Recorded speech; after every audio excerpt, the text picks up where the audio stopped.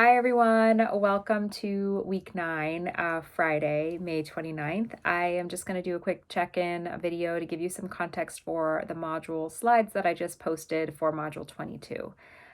So the module is titled, Interracial Coalitions and Organizing in Post-Civil Rights Era or something like that.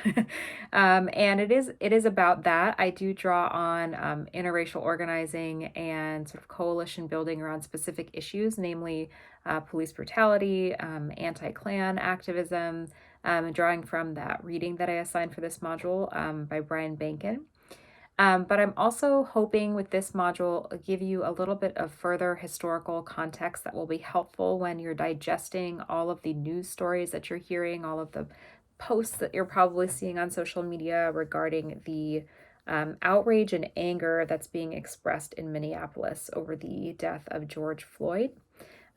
So looking critically at the role of rebellions and uprisings as a way of exercising, political messages, exercising the rights of free speech, and how those protests are perceived by, not only politicians, but also by the media, by the police. There's a lot of stuff that's, I think, going to help us really unpack and critically assess what's happening on the ground right now in Minneapolis, right now as we speak, and hopefully give you some more just more context to work with as you read these news articles and process all of this stuff.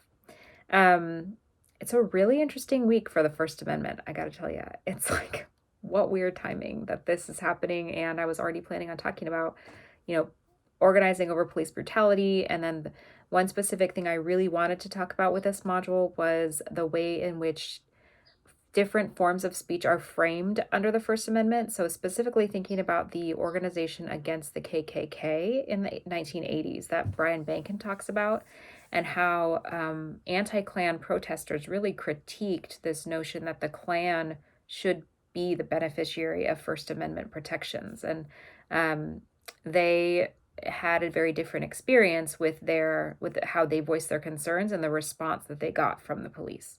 So I want you guys to think critically about how protests are perceived by different people in positions of power, different institutions, and what the history of the First Amendment has to do with the way we understand the political messages and the political impetus behind some of these uprisings and rebellions that I'll give you some context for, including what's happening right now in Minneapolis.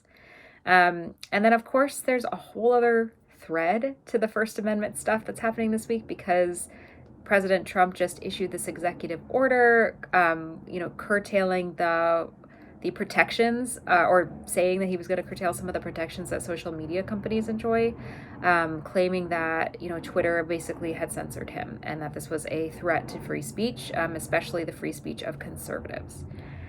So what timing? What timing, right? So I want to kind of talk about that too, because the internet and sort of the role of these social media platforms, which is where we have lots of speech being exchanged, lots of speech being shared and then, kind of misconstrued, lots of false statements being shared. And then also it sort of acts as this conduit for protest and unrest, because you have videos like that one of George Floyd's death that was, filmed and then shared and became viral. And then you have this mobilization of activists from all around the country because of that information sharing. It's just really interesting. So I'm asking you about hate speech. I'm asking you about First Amendment issues in this module. We're thinking about protests and the history of protests and how we perceive them. We're thinking about, politics and how political messages are expressed, a long-standing history of tension between law enforcement and communities of color. Got a lot going on in this module. So just wanted to give you a warning and sort of context with what I was thinking, and just feel free to send any questions my way. Hopefully it all flows together well and it makes sense, and will help you sort of process some of the stuff that's going on. But thinking about all of you. I hope you all are doing okay and that you're stepping away from the news as needed. And yeah, have a great weekend.